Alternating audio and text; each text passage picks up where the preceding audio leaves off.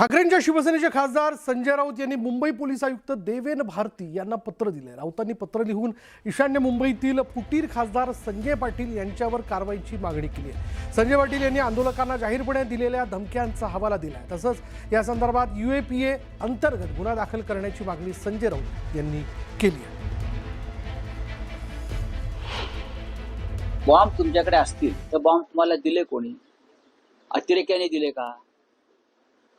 जर अतिरेक्यांकडून तुमच्याकडे बॉम्ब आले असतील तर दहशतवाद विरोधी पथकाकडे ही केस दिली पाहिजे, कारण बॉम्ब अतिरेकी बनवतात ना। मुंबईवरती बॉम्ब हल्ला कोणी केला? दाऊद इब्राहिमने केला, किंवा पाकिस्तान मधल्या अतिरेक्यांनी केला, कसाबने केला। हे अतिरेकी आहेत, त्यांच्याकडे बॉम्ब होते आणि हा माणूस म्हणतो माझ्याकडे बॉम्ब आहे।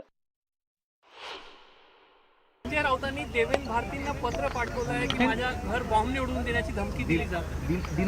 दीना पाटील यांची कोणाचंही घर बॉम्बने आम्ही उडवू देणार नाही आणि पोकळ धमक्यांना कोणी घाबरूही नये आणि कोणी धमक्या देत असेल तर त्याला पोलीस योग्य उत्तर देतील।